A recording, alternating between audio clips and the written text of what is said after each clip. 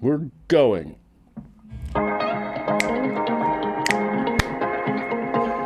Yeah, baby, we're here in the house.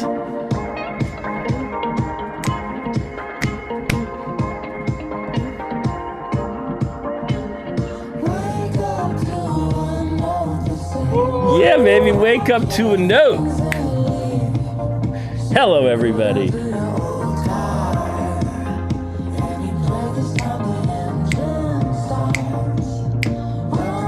Hello, everybody. Welcome once again to another installment to Rebel Without Applause, coming to you from my little corner, my nutshell of infinite space right here in the Wood of the Holly. You can hear the music. It's the very tone-like poem of the great KCK. She's in the house right now with her hit indie single, No Matter What, in the background. I'm so pleased to have her here on the other side of this little digital divide, breaking it down a little bit music-wise, a little bit philosophy-wise, and who the hell knows what-wise, but she's here in the house. Welcome, the great KCK, the leading voice, lyricist, the whole thing from Little Monarch. Welcome to a Rebel Without Applause. How are you? Nice. Hey, bro. How's it going? Full disclosure to everybody out there who doesn't know, I am the bio bro to KCK on the other side. We share DNA, or we share something. We share a lot more than DNA, that's for sure. We have a shared history going back to, well, not only the beginning of her time, but maybe the beginning of all time. So we just heard this beautiful single. I kind of feel like it's sort of an anthem for you. It seems to embrace so much of what you're about and the themes that animate your music. Talk about that tune and where it came from, and first remind people of the title and, how it got to you. Yeah.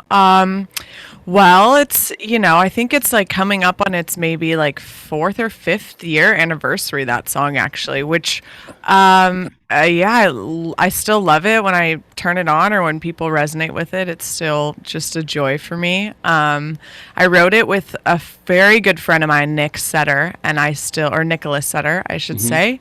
I still work with him today, and he's written a lot of the music with me for that project. It was, just kind of a fun thing. We were just making music together. We actually met at a school I was teaching at and he was working at. So it was, an informal kind of hangs and writing. And then we had this little song idea that I showed to a friend who then helped us kind of realize the whole thing. But it was in a really interesting period for both of us that we were just, we'd been kicking around music and playing the industry game for a really long time, or not a really long time, but just, a while. And this was kind of I was like, we'll just put out these songs. Will be my little last hurrah, because everything is so frustrating. It's hard to kind of make a dent and get your foot in the door. And then this was the song that kind of really just had a viral explosion and people loved it. And it opened a lot of doors for me. And it was the sign from the universe to continue to follow my dreams and not give up, which is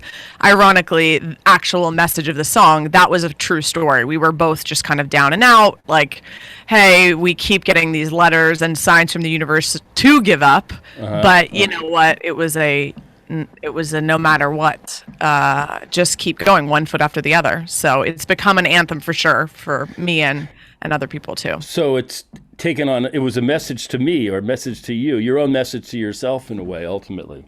Yeah, ultimately, that's kind of where I receive most of my inspiration from, is just things that I need to hear. I love stories of redemption. That seems to be like my main focus of what I can bring into the world, is this hope that, just don't give up, because it's sometimes last man standing and it can always change in a heartbeat.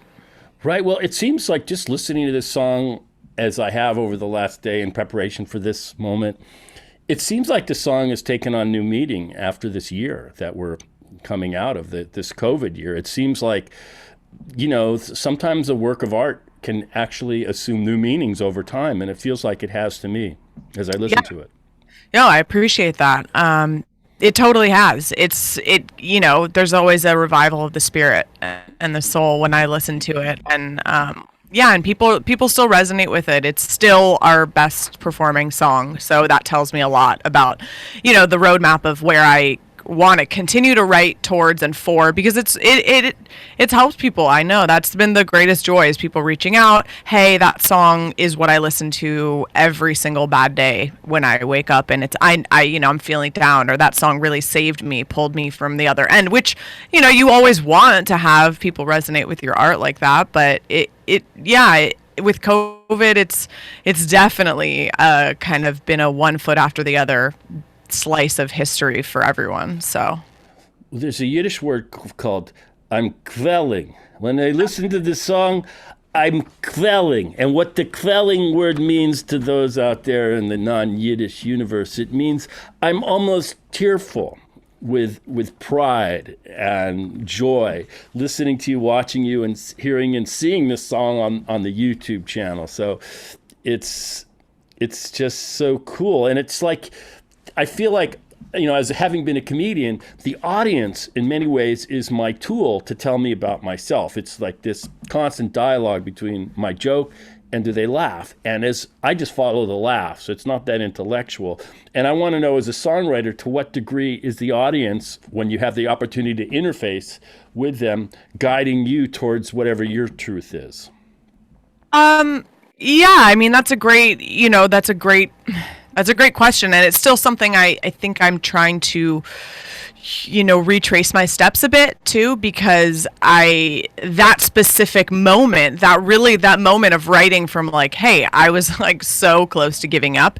I haven't been in that place again because of that song. So authentically, the music has taken lyrically other directions. It still has tones of redemption, but I do find that whenever I put myself back in that heart space of, okay, hope, that's what people want from this project, that's what people want from me, I'm still trying to find that. I'm still trying to infuse that into the music and listen more to the audience as it changes and shapes to what I'm also wanting to create. So it's an interesting balance of bringing them into new stuff that you're working on, and then also giving them what they really want and need, which is a lot more of the same, message. Right. I went a couple of years ago. I had the opportunity to go to the Hollywood Bowl, and I saw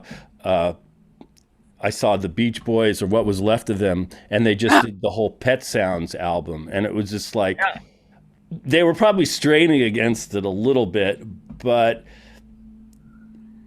that's, I guess, the tension in celebrity of any sort, is giving people sort of what they want and also maintaining your journey of exploration as a musician. Yes, totally. It's been interesting because, I think that and we've talked to people in the industry and people that have worked with us, and really their kind of main thing that they want from the project is just more of that song, kind of regurgitated in different fashions and forms. And that's been a struggle to just be like, put my ego aside and be like, well, there's so much more to it than that. But also realizing that you're doing a service, you're giving a service to people by bringing them those stories of hope and redemption, and that uplifting, euphoric feeling that song really captures. So we're still chasing that a bit, but I'm still just grateful for I was so happy and shocked by the reaction to that song. It was like, I remember saying to myself, well, and this was, of course, silly looking back, because you never really feel like this, but I remember thinking and feeling, well, dang, if this is like the peak, the pinnacle of like the art that I put out there and the reaction I'm going to receive, like I'm honestly full. Like this is more than I could have even hoped for. At that moment, that was really what I felt. I was like, damn, this is so good. So I feel just like full from all the experiences that song has gifted me. Well, in the end, I think whether it's songwriting or whatever sort of creative endeavor, ultimately, the process is your reward. If you're looking for the rewards beyond the process, you're kind of in a dangerous space. So in the end, clicks, views, dollars don't really, that's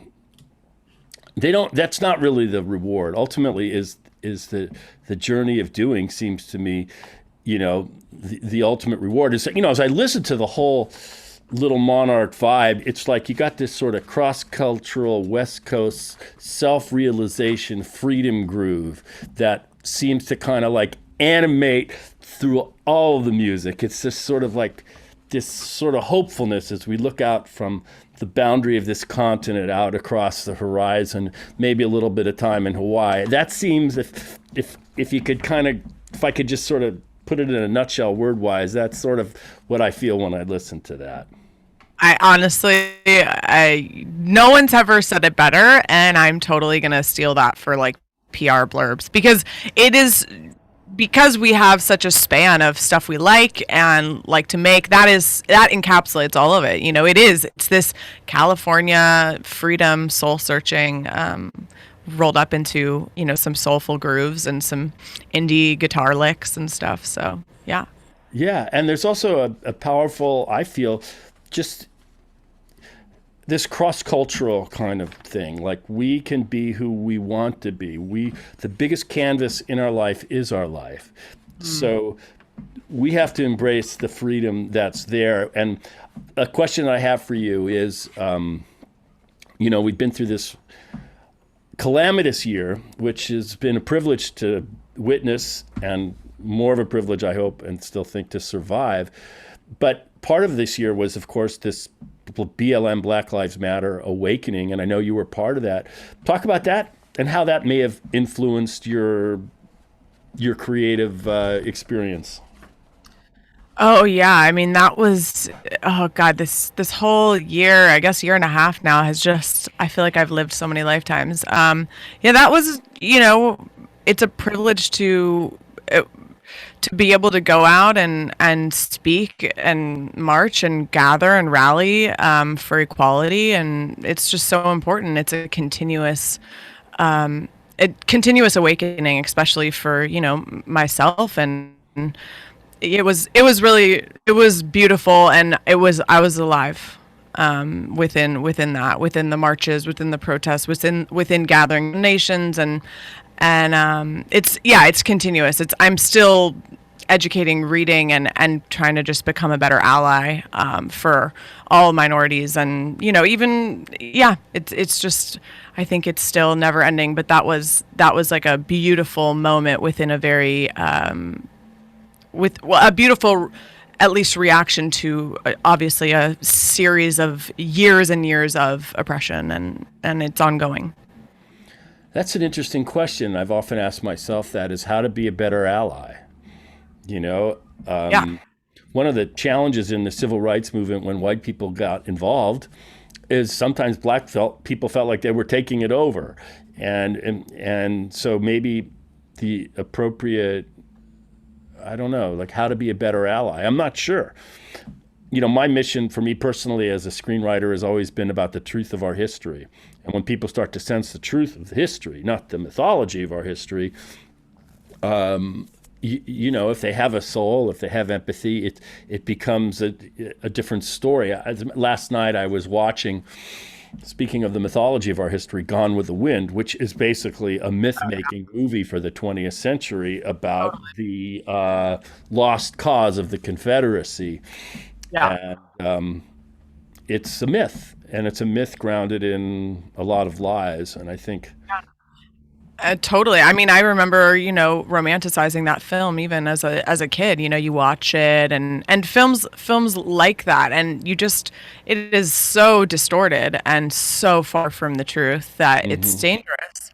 I mean, still, media perpetuates stories of white saviorism, and we all have to watch out for that, because you can get easily trapped into celebrating these stories and awarding them, and then we're just kind of back in this cycle of like, oh wait, that was just a hidden story of a white guy coming out to be the hero, and really that's, there are so many heroes. There are so many heroes to so many stories. So it's just, it's perpetually unlearning. That's a great, I think, also phrase that has come out of the recent Black Lives Matter movement, is this this unlearning. It's not my phrase, but this unlearning in a way that's like, that's that's progress. It's constant. We have to really keep our finger on the pulse of how to be a better ally, how to understand what's celebrating and supporting and uplifting, and what is like for your own for your own portrayal and for your own benefit of Right, and I think maybe part of being a better ally is understanding that when one other person is emancipated, it actually has an emancipating effect on me as well. It's like the more I can get out of my ghetto of mind and place, the freer I am. And like, for example, for me as a guy who plays clarinet, the happiest day of my life pre-COVID was my jam session in South Central. And just to kind of integrate myself, it was like, I don't know how much I'm offering to the jam session musically or otherwise, but I knew it was giving a hell of a lot more to me. So, I mean, this emancipation thing, I can go both ways, I think, to some degree. And it's a lot of everybody has a really different experience of things. I was, one of the most amazing things, and my biggest bow of gratitude to my own life was really growing up in LA and just having experience and exposure to cultures and all walks of life, everybody, and just loving it all and just breathing it in and just I mean, that was really a beautiful kind of experience that I feel super grateful for. But I mean, LA has so many everything under the sun. It's just amazing. You can pop into a jam session. You can go and eat at all different types of cuisines all over the world in your city, in your backyard. So it's amazing. Yeah, I mean, to be able to get a surf session and a jam session in one day is a unique place in America.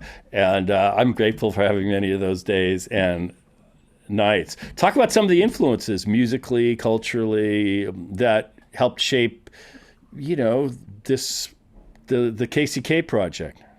Yeah, well, I mean the band, the Little Monarch, it's a collective of myself, definitely at the forefront, and productions that I'm now doing for people kind of with that sound, and then also my friends that have helped me write everything and play a lot of that stuff. And then I do my own solo stuff under our surname, Mark Kalmanson, so Casey Kalmanson, which is definitely more of like a healing yoga minded music space, which I also really love. I'm grateful to be able to kind of like drop more acoustic vibes into that project. But I mean, influence wise, I mean, all over the map. I love Talking Heads. I love Joni Mitchell. I love CCR, Creedence Clearwater. Really? I love Fleetwood Mac, which has. I think now people are like, oh yeah, Fleetwood Mac, but I obviously they've always been top spot. Stevie Wonder, Aretha. I mean, all the Motown greats. It's a pretty. I love reggae music. It's just there's not much that I don't like music wise, or that I'm not willing to kind of dive into and spend a moment in. Yeah, so. When I listen to you, I feel like I can hear echoes of more recent artists like Amy Winehouse, even Jack Johnson. There was a kind of a beach band. I don't even know if they're still around. I remember them called Slightly Stupid, and then some of these, and then the echoes into jazz. And then, of course, I mean, I want you to talk about this because I want to expand upon this, but your mother was all things musical theater. So totally. All those songs were downloaded into you probably maybe before you were even born. I don't know. Yes. No, I mean, the house was always full of the classics, the Cole Porters, Rodgers and Hammerstein. I mean, just really, that was our car ride. Every car ride was musical theater. So that was ingrained in me, but I was never quite in terms of my own vocals and my own stylings, I was always kind of in this weird spot where the musical theater people, I was way too alternative and different sounding, but the like indie, more pop stuff, they could clearly tell I had a musical theater background. It didn't surprise anyone so it's fun to dance between these worlds. I actually, have been writing a musical and have kind of come back to my roots of musical theater just from a lyricist perspective, and really have enjoyed that as a fun passion project that has taken the last year or so, which could be more, and I hope it will be, because the songs are really cool. It's definitely a different musical theater flavor. But yeah, it's like, I love musical theater. I still love it. It's had a resurgence in my heart the past decade or so, that's for sure. Now, what can you tell us about this musical I don't know, where are you in the process, or what inspired it? Is there any clues that we can get?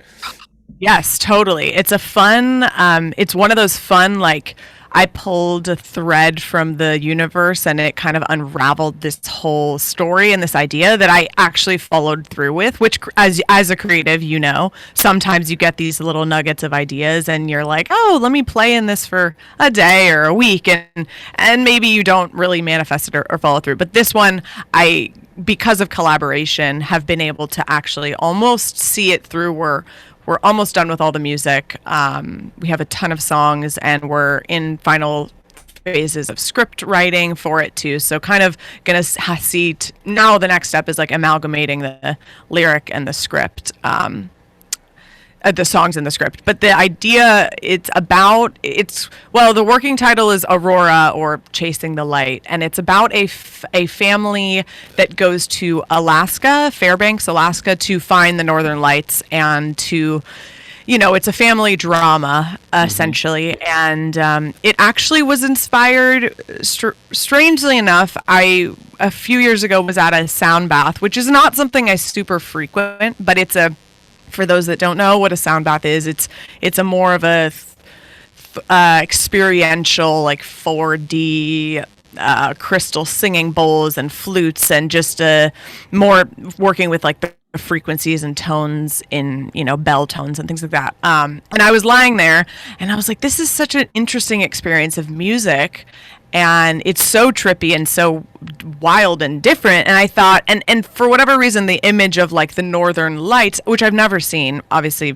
aside from videos, kind of came into my mind as like, this is what they would probably sound like, these sound bath, these kind of just washy flavors. And then this whole story of this family that kind of went to, my cousins at the time were going on a family trip, and I was like, that would be a fun idea for a musical, is to do more of a kind of all-encompassing sound bath kind of feel for a stage production, like you're in the round of it. And I just thought it would be a moment in this show, but then really the whole rest of the story unraveled, and that is just a real small slice of it, but that is the seed that it came from, is kind of, infusing a little bit more of like an esoteric vibe into the musical theater scene. We'll see. It's definitely out there, but it's been really fun.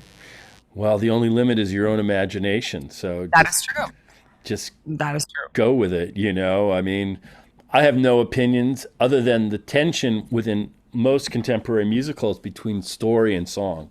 To the extent, like when you did the Cole Porter review, very often they're trying to just barely get some kind of story between the lady is a tramp and night and day. How do we correct, and then you have some of these things that are more original to the musical theater conception, and that they're more integrated out. That's to me always the challenge. One of my favorite examples of integration on that way is My Fair Lady. Oh yeah. Great songs and a powerful story that originated with George Bernard Shaw's play Pygmalion. Yep. Yeah. So where are you in that process, or what is the process of a musical today? I mean, I really don't know. I mean, you're my two. So I'm a part of a kind of trifecta of composers, lyricists. So there's three of us. I'm working with an incredible couple on it. Jen Cook and Peter White, and they're just amazing. And they are like, have their masters in musical theater writing. So they are like the pros, have worked in this. So I'm kind of just this kind of flailing idea person that is just pulling these weirdo abstract ideas and bringing it maybe a little bit more of a indie alternative sense for lyrics into the whole thing. But that's the process for us, was just really finding those songs that were just the backbone of the story, and then within that bringing on a friend who's a great scriptwriter, and she's now, weaving the story together based around these songs. We kind of had a good idea of like how we storyboarded it, and we had where the songs were going to come in and what songs we needed to write still. And and then the script kind of came in, I'd say, like, once we had half of the songs done, and then we said, okay, let's get a couple drafts and now see how everything is feeling. We're still in early stages because we have to workshop it and there's so much to be done. But the songs are, they're strong and they're different. But they're just, I'm really excited about it. The more and more it was just kind of something that felt really fun and different and fresh, and the working within the boundaries of a story rather than like, oh, this is my whole life, or what am I going to write about? This is like, these are specific characters with specific problems that are in a they're in the tundra in Alaska. So already there was just so much to work with in terms of the natural world coming in and infusing the story with larger messages. So. Well, years ago, I don't even know if you were born, Dad and I and Jimmy went to Alaska. I booked a fly fishing trip to Alaska. No idea. No, that's amazing. Yeah, I was so stoked about it. We flew to Anchorage. We stayed overnight in this little town called Dillingham. And then we got the private little single-engine plane to this fish camp in Alaska out by the Bristol Bay Wilderness. Jimmy wasn't feeling well. Turned around the next day and made his way out of the fish camp back to the town, a flight to Anchorage, and then connected through Seattle back to Los Angeles. Dad fished one day and said, I don't need to sleep in a tent. I did that in the Marine Corps. He was out of there, and I spent the rest of the week and had the greatest time. I was about to say, I could guess that the story would go something like that. Like, I cannot imagine Dad in a tent at this point, or honestly at any point. Like, he to me is like, yeah, no, he's not that type. But some people are just not made for the great outdoors. I'll say that. The lesson is, it's just like, just because I love someone, there is no I love something, rather, an activity does not confer any obligation on another person who I love to also love what I love. Exactly. I felt bad about it. Like, geez, I booked the whole thing. I thought it was brilliant. It was in the nature, the wildness, and it was perfect for me. They hated it. Well, there you go. I mean, that's so funny. That is, I went to Alaska one time when I was like 12 with my friend's family on a cruise. I remember. Oh man, and I honestly, it's still to this day, it was one of the most beautiful places I've ever been. We are committed as a team in terms of this musical to get back there at some point, and and be there and see the lights as. Just at some point, it's been, and also just to kind of bring in kind of some authentic, make sure that we're, upholding and representing and respecting the history of that land too, because that's super important. We've been learning about the Athabascan cultures and all the different languages, and there's just so much richness. It's really beautiful. So it's just been a peek into something that, I didn't know much about before. Wow, that's awesome. I mean, I had no idea what it was. I knew you were working on something, and I can't wait to see or hear, the workshop or some manifestation, of this. There's a couple movies. There was a movie made years ago called Mosquito Coast, and it was about a father who had this idea about being close to nature and teaching his kids about adventure, and they go down to Central American Mosquito Coast, which is Belize, and they get way more than they bargained for. And there's kind of two ideas of nature. One is our idealized version of Bambi in the woods, and all the creatures are loving each other. And then there's another idea about nature, and that is if like a fish wakes up in the morning and his fin is sore, and he goes, I don't know, it's a little sore. I think I'm gonna not hang with the school. I'm gonna take the day off. I'll catch you tomorrow. Just come back around. Boom. The sore fin fish is bait and done and eaten before 11 in the morning and digested by a creature larger. So there's like opposing views of nature. I don't know if they find expression in your story or not, but they're out there. You must be a psychic, because that is the kind of foundation for the show. Is, we keep coming back to what it is, and it's actually this paradox between science and spirituality in terms of the lights and finding the lights and this natural occurrence and our desire to understand everything scientifically, but also then there's this great mythology around the lights, that it's these dancing, ancestors, or that it's that they're kicking around a walrus skull, and it's just, we have characters on either side, and it's this delicate dance of how each kind of blend over to the other side of looking through everything through a microscope, or looking through everything through your soul. So it obviously plays into the nature element of it, but it's really, that's kind of the whole crux of it. Wow. What's going on with Little Monarch? Right now, today, we put out, in general, we put out a new song about 2 weeks ago. It's a disco, kind of disco fun, very has a lot of strings, and it's super fun. It's called This Time, and that's been really fun. And otherwise, I mean, we are still kind of, it's still a little bit of a challenge to all get together and make music in person and kind of get that fuller sound that we always have. But yeah, writing, finishing up some stuff. I've also, using that platform and that music and that project as a calling card for myself to produce for other people and write for other people as well. So I've, am trying to balance it. Is that still Lanita and Justin on the other side of you?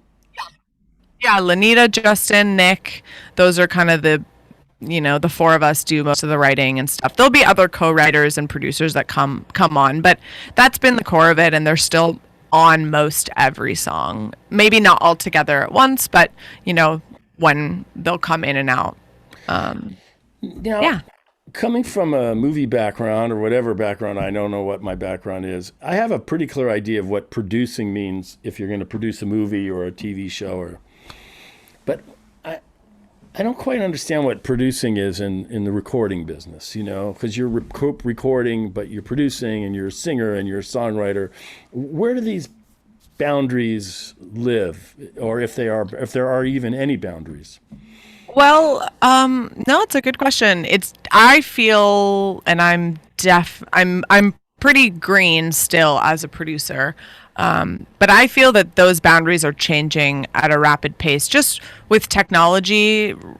You're the ability to produce on your own laptop, on your phone, on your iPad. I mean, that's essentially still is producing. It's putting together the backdrop for the top line, which would be the lyrics and melody. So whether that's you playing all those instruments, making the drum beat yourself, making, playing everything, or in the more traditional sense, a producer in a bigger studio would be kind of, with the engineer to help and run the boards, would kind of just be arranging, putting together like more of a traditional, closer to a movie producer, hiring the strings, making sure that they had the charts, hiring this person, making sure they had that, scheduling the day, and then really bringing it all together, comping all the takes, editing the takes, making sure that there's like the right moments happening in each place. So just kind of a holistic holistic approach to making sure the song gets where it needs to be. But today I think it's changed because producing is, you can easily produce your own stuff for yourself. You don't have to necessarily have all of the manpower behind you in terms of the engineers and the players. There's just, technology has afforded us so much to really be able to fully make songs that sound huge and full just within your your little laptop. So All those working violinists are shit out of luck, though. Like, hey, I got a gig here. I got to be here on Thursday and at 9, and then I'm going to this session. yeah. They're locked into some hard drive now. They can't get out. Yeah, I mean, that's true, I think, in ways. I'm a big proponent of like a hybrid approach to music. So I still will outsource drums and a lot of the time strings, which is on the last record we did. I have a great string arrangements.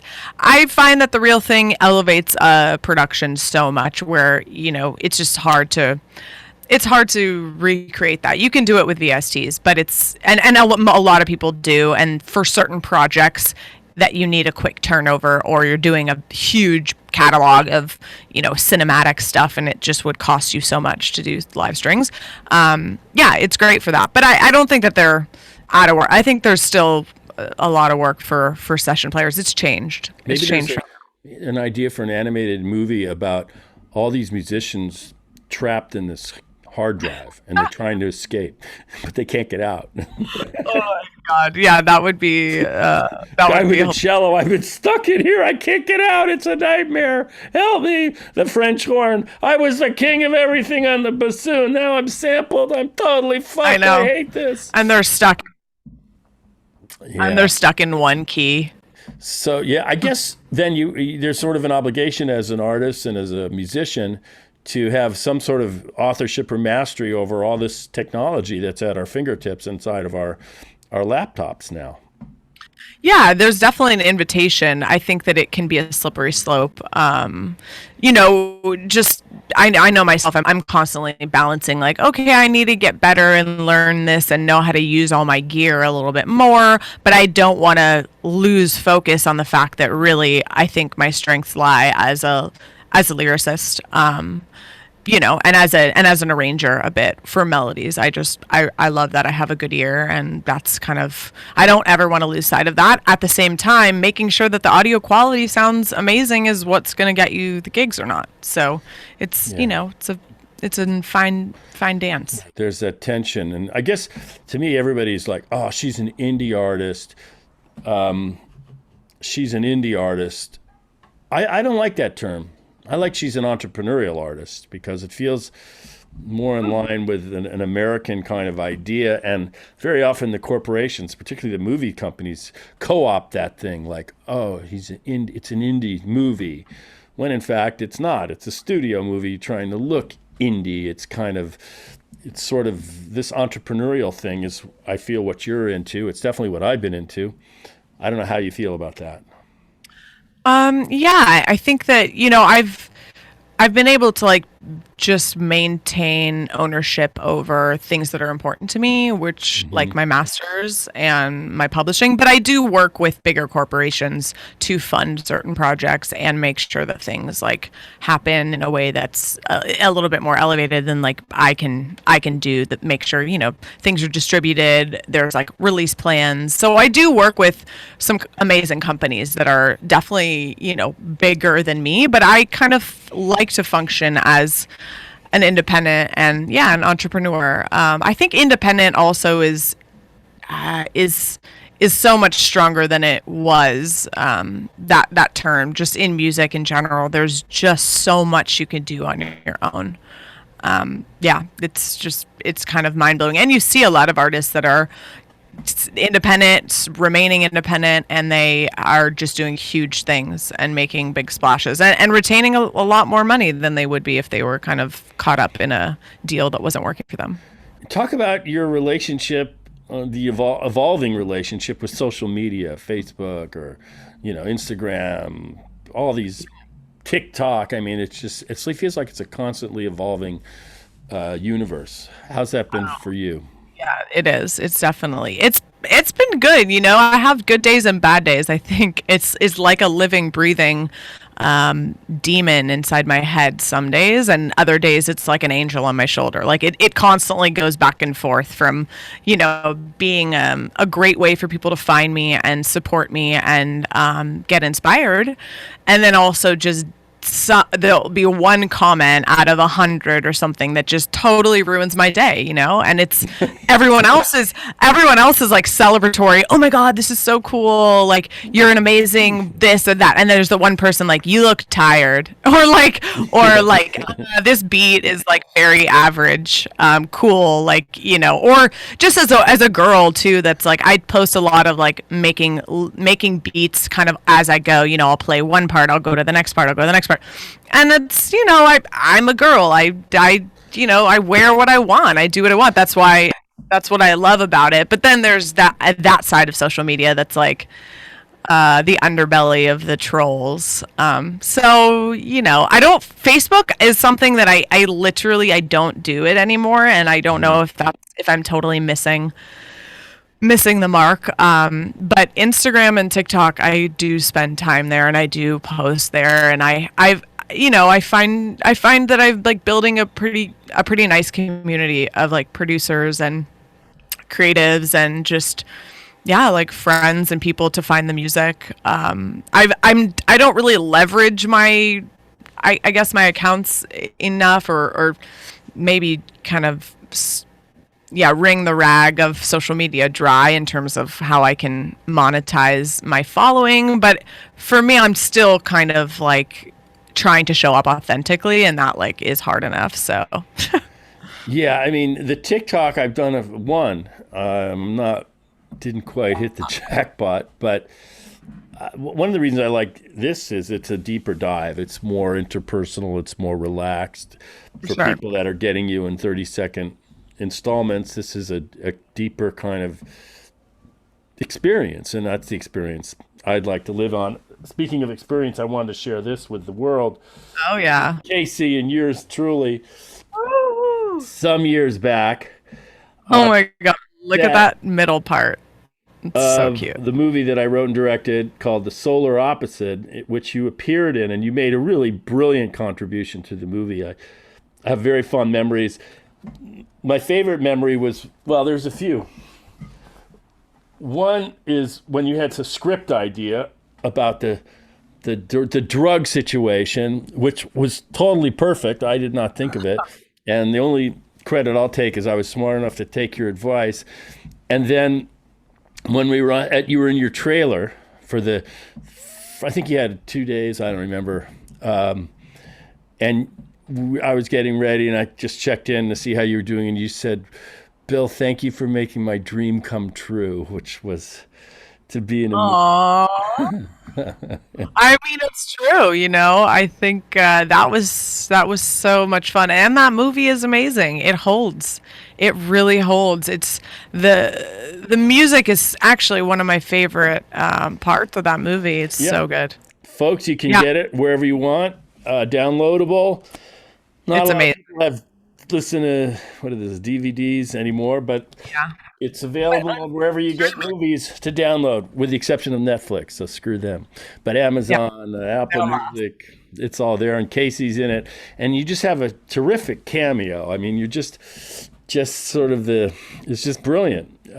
I'm hoping I get a chance to offer some opportunities acting wise again. That's been I my hope so, too. challenges. No, it's all in flow. I think that you are paving your way as a brilliant Renaissance man creative that is always staying interested and interesting. It's been really inspiring to always be around. Now, there's another sister in the mix that you kindly referred to, who was offered up a really powerful contribution to the movie, and that's Cindy Kalmanson. What kind of role did she play in terms of your, evolution? Oh man, a big one. I mean, I spent summers when I was growing up, well, not a few summers, visiting her in Nashville, and she was a songwriter, gigging, playing, and I mean, she's just always beat to her own drum, and I've loved that, and we share kind of interests in plant life and sustainability that are really have been important to me. And yeah, I mean, I think that through osmosis, it's really she has influenced me a lot. I don't know if I would be a songwriter, but the same with you and so many people in our family. We are surrounded by creatives, entrepreneurs, and it's just this kind of, and patrons. Everybody supports each other, and it's really great because it's so rare. And I don't think I would have been able to, feel supported or encouraged to pretty much paint with whatever brush I wanted to on my own canvas of life. So it's great. I can look to you. I look to Cindy for inspiration, to Jim, to Dad, to my mom, everybody. I mean, the family is full of gems. That's for sure. What do you do with all that support? How do you rebel when everybody's supporting you? It's a nightmare. Oh, I've found time, and I found ways to rebel. Tattoos, I highly recommend that. That's a great way to rebel. Yeah. It's also a great way to make your mother go insane if you want. Yeah. Amazing way to make your mother go insane. Tattoo by tattoo. You can do it slowly as you add them. Slow death. Yeah, it's great. Yeah.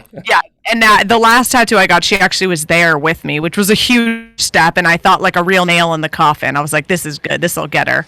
No, I'm just kidding. She's wonderful. And our relationship is just, it's amazing. So we have, that's funny. It actually, I really like tattoos. I like body art and adornment. So that has become, maybe it started as a rebellious thing, but I do like it. I remember the first one, and you said, no, it's coming off in 6 months. It fades away. By the way, first of all, I was I don't lie anymore. That's really something that I don't do. Okay. I was brilliant, I have to say, because it was before these kind of fake like ink tattoos even were a thing, which they are now. So I pretty much was like way ahead of my time with that invention. Yeah.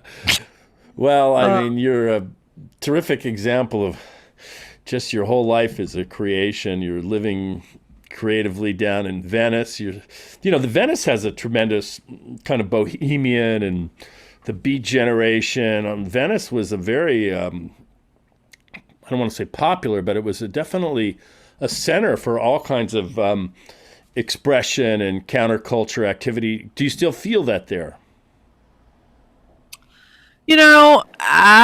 Yes and no. Honestly, the artists that are here and that are, they're few and far between. It's taken on a whole nother gentrified kind of feel, but there's remnants of kind of, there's definitely remnants of like trippiness, but whether it's a real kind of culture and a hotspot, I feel like that's shifted in LA just as people have gotten priced out of this area and it's really changed. But I like it for proximity to the beach, and that was priority for me. But even when I've been down here not that long, but about 5 years, so it's been it's been good. I like it. It's a slice of weird. That's definitely my speed. Big influence in your life goes beyond the west coast of Cali, but across the Big Blue, a big leap, about 2,700 miles to the southwest, and that's in the Maui, Hawaii. I'm sure that's been a big influence in your life too. Is there anything you want to expand upon about that or share? Well, man, yeah, definitely a big influence. I'd say more with the solo music that I write. I write a lot of that there. It's just, I don't know, I can't. When I'm there, all I want to do is play my Martin and like play my acoustic and just really, it's very healing. The frequencies, the vibes there are just very different than here. Yeah. But I mean, Maui's amazing. Hawaii is just, yeah, I could never do it justice with a sentence or a memory. It's just the greatest place. Well, I'm looking forward to seeing some expression for your love of surfing and some kind of longboard music video. I wanted to ask about that. In terms of the whole creative arc of a song now, how integral for you is the visualization of it or the music video? is that as integral to the whole music making and writing process as the video process? How does that work for you? Yeah, I think that's kind of an area that I still am growing into and exploring. I've gone from like making music videos with a lot of people and, to now just figuring out how we can do it grassroots and on your iPhone. So it is integral. I mean, the visual aspect of things today is king. It can draw people in and lead people to the music so effectively. I'm still I'm still like sound story first, and my mind doesn't quite start to come up with visuals. I'm lucky to work with some amazingly talented people that can really, bring some of the music to life with really great visuals. But I think that's definitely a goal for me, is just to get a little bit more like YouTube minded and oriented. Yeah, that hasn't really been like a really strong point for me, but Well, it affords you like acting opportunities in ways that, True.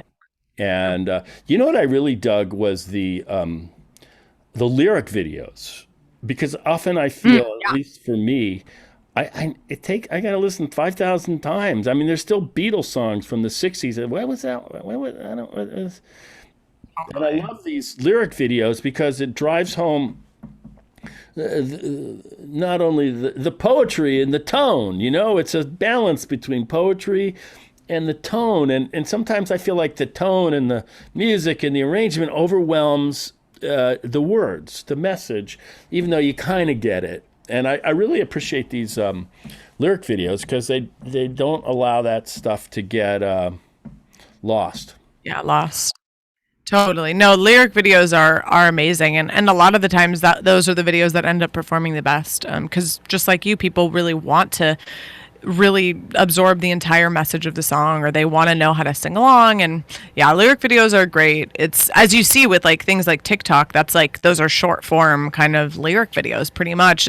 People playing, and oftentimes they'll project the words on the screen, and those do so well because, yeah, again, people are kind of wanting to wanting to have the full experience of the song and Yeah, the I mean, poetry. So what is yeah. popular music but sort of this marriage between the poetry in the words and the lyricism in the music, and it's like this thing elevates it, and I feel like, anyway, that's really cool, and I'm digging the No Matter What lyric video right now. What can I say? Yeah. Now we're coming hopefully out of this COVID tunnel. I see Yeah. light on it come at the end of this tunnel. And my main hope is that the light that I see at the end of the tunnel is not an oncoming train. Uh, but if it's the light of freedom, what are you like anticipating for yourself, hopefully as a performer, as we move out of this over the course of this year? Yeah, well, I in 2019, I built this studio in Venice, and I have a really nice little patch of grass right outside. I mean, you've been over, so we started to do an event called Garden Sounds, and it was like once a month we would host, performers. We did some spoken word stuff, meditation in the backyard with like about 50 people, maybe. Wow. Yeah, we had a lot of people. One of the times it was like far too crowded and overwhelming, but that is my hope that immediately, in the summertime, we can start to host kind of, really neighborhood hangs with some local artists so that people can start to share art and connect again. I remember that it was, yeah, come on by with your clarinet. Exactly. Yeah, it's still a favorite memory. People still talk about it, how awesome it was, and it was just a really fun, easy experience of music. So that, I think, first and foremost would be awesome. And then, we usually do kind of in the fall, go up to NorCal and play some shows and do a little bit of like a West Coast kind of circuit of sorts. So I'm hoping that we can do that this year, maybe. Would I be think that's, awesome. this house concert, these intimate venues are really cool. Yeah. I think it seems to me to be a sort of a new kind of scene or venue for artists. Yeah. Yeah, it is. And it's such a great way to discover an artist too. You can really have an intimate experience with them and their art. It's like, you know, it's really stripped and wonderful. I mean, there's obviously So Far Sounds, which is kind of an amazing example of that, which is in, you know, people can host concerts in their own spaces, and it's in pretty much every city. And they're awesome. We've played a ton of those. They're incredible, great way to find real like superstar fans, because they're just seeing you in your like in your bear, in your Right. most Right. authentic.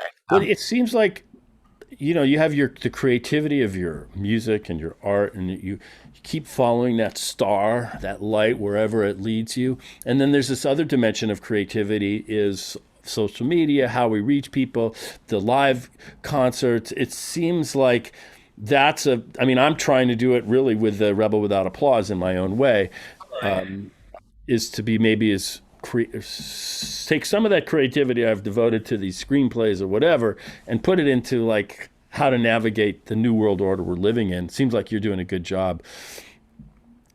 Yeah, I mean, I still there. Yeah, I think we have the tools at our disposal to create those audiences, to really, you know, curate that audience, and it can be, and you know, it can be spanning, but you can really sustain off of it. And I Yeah. think that that's the gift of social media is you can have 20,000 or like you can have 1,000 really great fans that are going to be willing to spend $100 or something on, you know, that's something, and we have the reach to do that these days. So it's really inspiring to kind of build these online audiences, because you don't have to have that fame. That is obviously it's nice, but you don't have to have that like astronomical kind of you know, household name kind of fame anymore, and you can still have a really important dent in your own life and others. So yeah. Well, you definitely sharing the vibe the whole way. I hope for your fans this offers up a pretty cool deep dive in all things KCK, no matter what, because I so appreciate, you know, this opportunity to just get to know you. I've known you for so long, but when I did a review of all your music, I realized, wait, I don't even know her. And I've known her since she was born. I mean, that day. And yet, there's this whole other deep, big dimension that's very thrilling for me to get to know you, you know, not only as beloved sister, but as like tornado of creativity. So, I love you. It's so much fun chatting with you. all right, well, we'll do it again. And anytime you want to drop into my nutshell of infinite space, we can break it down jazz-wise, culture-wise, music-wise, what the hell ever-wise, and who knows what wise. So thank you, KCK, Little Monarch. Say hi to Justin and Lanita and your crew, and I look forward to seeing you again soon, Dave. Love you. Take care. Till next time, folks, you heard it with the great KCK. Namaste, shalom, and aloha. By that I mean, yeah, you know, namashaloha. Okay.